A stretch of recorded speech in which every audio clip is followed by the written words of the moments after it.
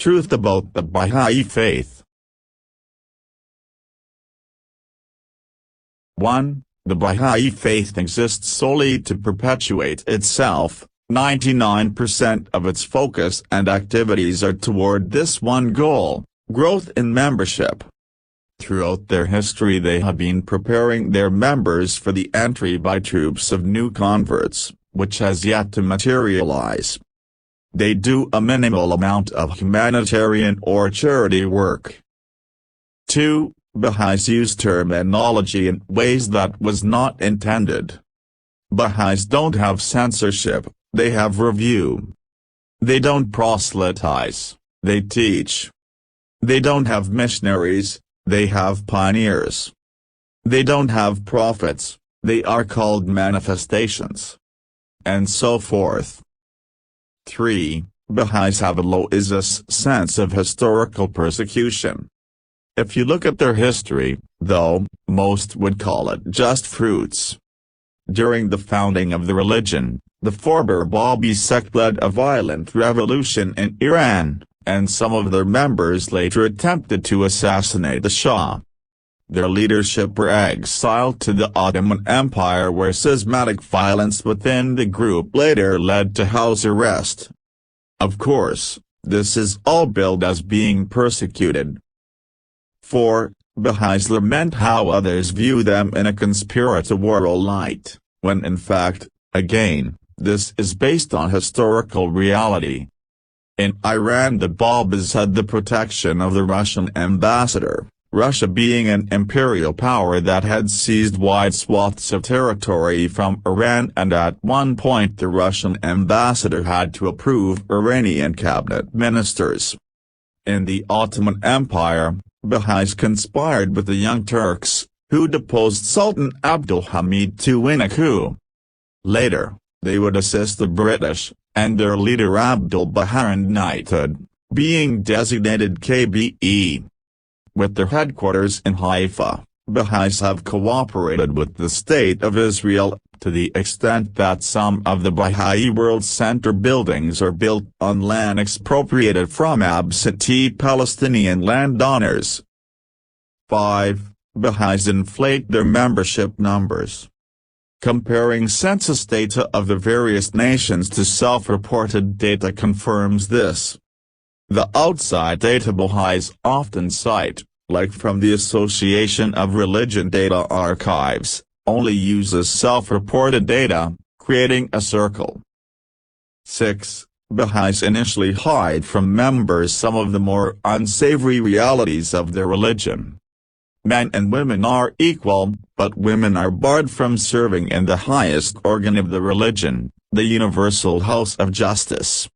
The hierarchy is billed as being democratic, but only in the sense of council democracy as it still exists in Cuba, where individuals elect local committees, who then elect national committees, who then elect the Universal House of Justice. There is a parallel appointed hierarchy.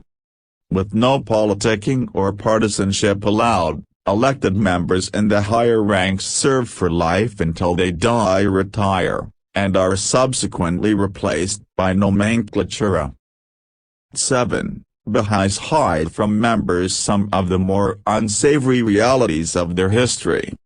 After Baha'u'llah, their leader was Abdul Baha and then Shaghi Effendi. By the time Shaghi Effendi died, all the living descendants of Baha'u'llah had been excommunicated from the religion for various offenses, including marrying a low-born Christian girl. Shaghi Effendi was also designated the guardian, by Abdul Baha. The guardian was supposed to designate subsequent guardians, but did not do so, although the entire Baha'i administrative structure depended on it. 8. Ignoring failed prophecies, like Abdul Baha declaring the peace of the world to come by the year 2000. Those of us around in the 1980s and 1990s remember the crescendo, and the anticlimactic ignoring of reality and denial of the build-up. 9. Baha'is claim earlier religions are valid, but in reality they only do this in an Islamic sense, that is, the earlier revelation was perverted over time. For example, they deny the parts of Bible written by Paul. Or when Muhammad says he is the last prophet, Baha'is say that was true only for the Adamic cycle, but now we are in the Baha'i cycle. Baha'i Faith employs a great bait-and-switch technique to attract new members, akin to marketing timeshare realty. On the other hand, people who join the Baha'i Faith or remain members do so voluntarily. As such, they voluntarily belong to an organization that delineates certain stipulations for membership, including refraining from criticism of the administrative order's decisions. I would say this is analogous to a Catholic convert's accepting of a celibate, male-only clergy or a Muslim convert's accepting of gender-segregated worship. The analogy is severely faulty, however, since a convert to Catholicism or Islam knows these basic facts, whereas fundamental aspects of Baha'i teachings and practice, let alone history, are outright hidden from seekers and, indeed, members. Dismissing truths as anti-Baha'i lies and misinformation merely eases the discomfort of cognitive dissonance that a true believer holds.